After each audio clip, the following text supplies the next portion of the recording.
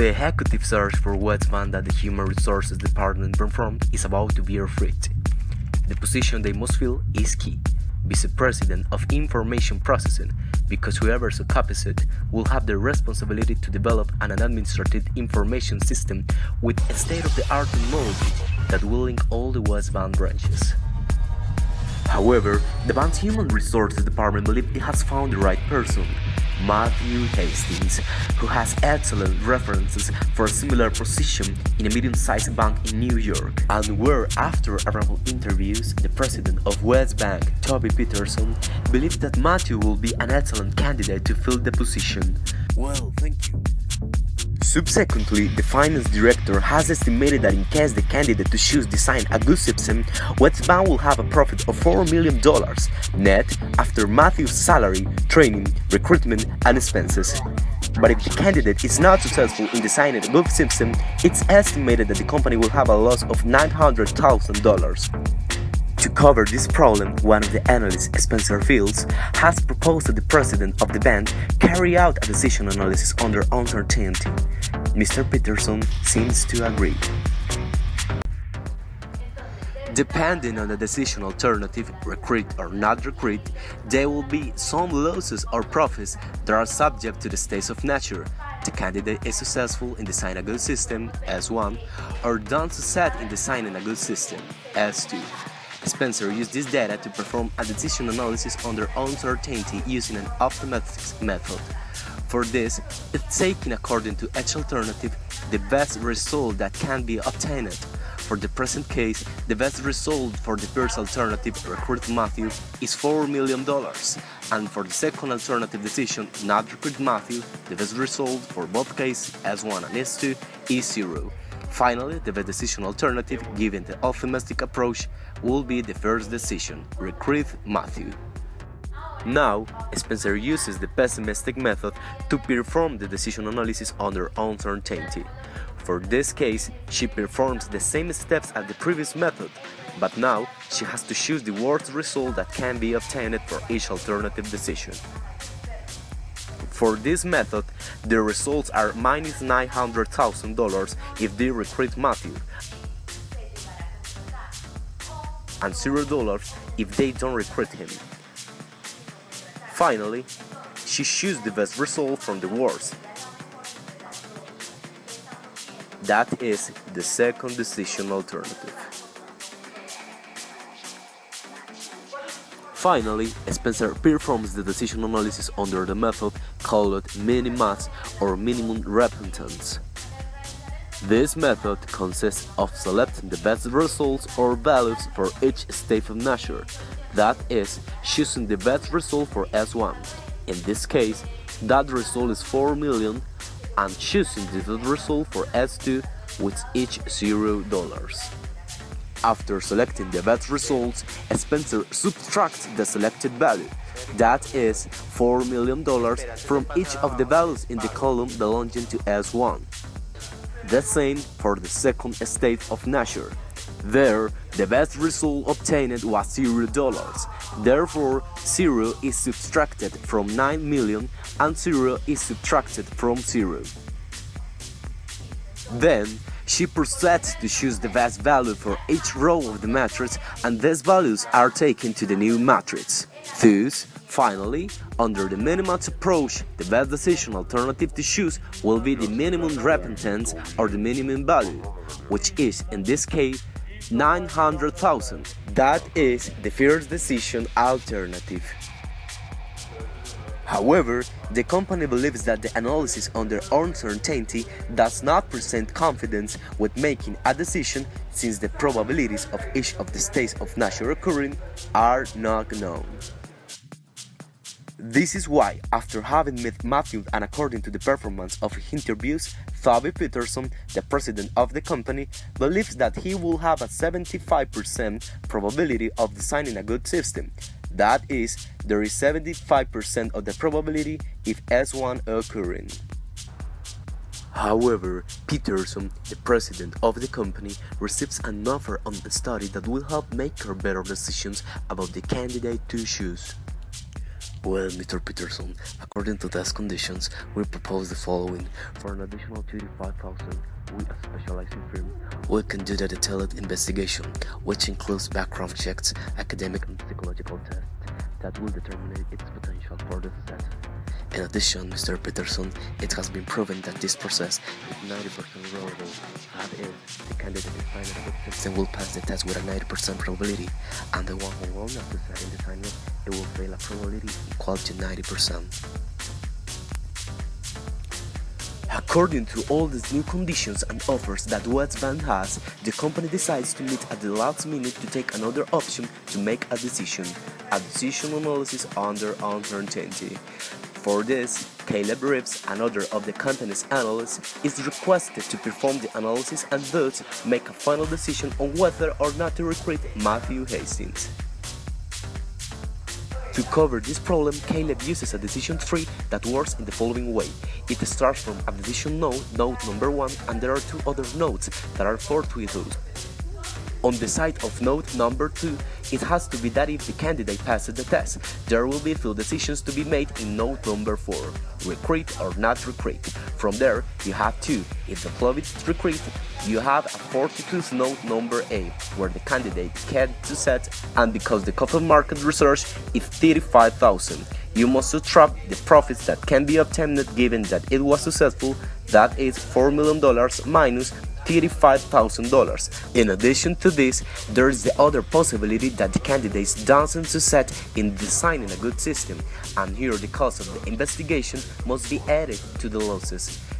This is minus 900,000 minus 35,000.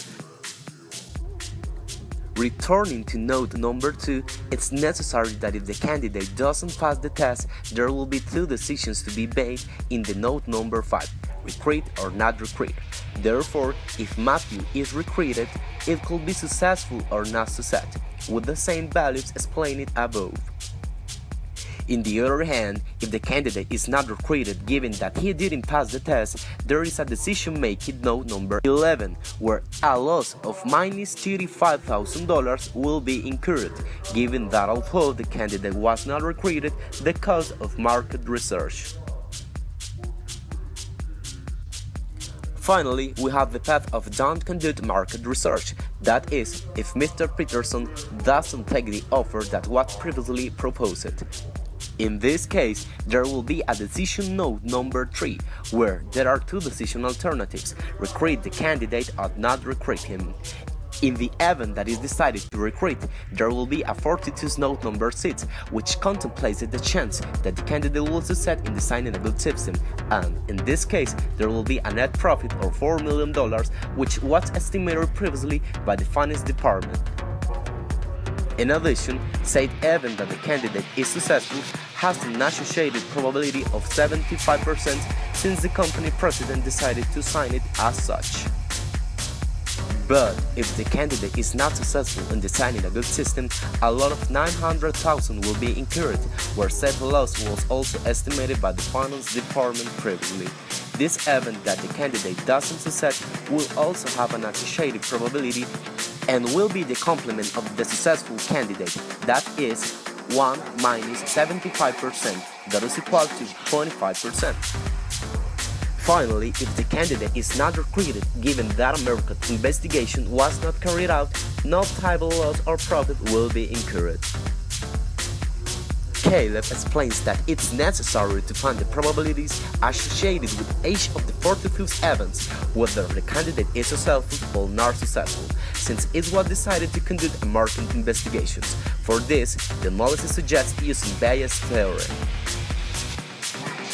To perform Bayes' theorem, fortuitous events are taken into account given that the market research was carried out, that is, pass the test and not pass the test. For both cases, two events are defined, mentioned above.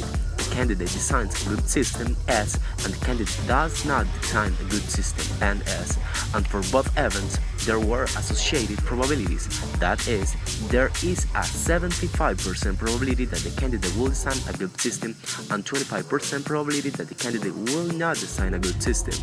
Then, In the offer they made of Mr. Peterson, they told him that the candidate who designs a good system will pass the test with a 90% probability. Therefore, those who don't design a good system will pass the test with a probability of 10%, the complement. Subsequently, the Bayes theorem is applied, and a 675 is obtained by multiplying 0.70 by 0.9. Likewise, 0.025 is obtained by multiplying 0.25 by 0.1. Then, both probabilities are summed, resulting in a probability of 0.7. Finally, to find the probability that the candidates design or not design a good system since they passed the test will be 0.675 divided 0.7 for S and 0.025 divided 0.025 for NS, obtaining as a result 0.964 and 0.035 respectively. Provided the result is good, thus last two probabilities must add 1. Then, in the case that the candidate doesn't pass the test, the same previous process will be repeated. That is, you have the same probabilities for S and NS. The difference with the previous step lies in the chance of the candidate designing a good system because he didn't pass the test. Because Mr. Peterson, he was worried that the candidate willing to set in designing a good system will fail a probability equal to 90%. Again, multiply 0.75 by 0.1 and 0.25 by 0.9. Then, both probabilities are added, resulting in 0.3. Finally, 0.075 is divided by 0.3, resulting in 0.25, and 0.225 divided by 0.3, resulting in 0.75. Remembering that these two numbers will be the probabilities that the candidate designs or not design a good system, given that the rest did not pass. These two probabilities must add 1, as in the previous step. Finally, with all the probabilities that were found, this will be taken to the decision tree for each of the nodes and then solve the decision tree, since the chances of designing or not designing a good system without conducting market research. They were known, but the fact of conducting a market investigation conditioned these probabilities to values that should be found by Bayes' theorem. Next, the probabilities that have just been found by Bayes' theorem are taken to the decision tree.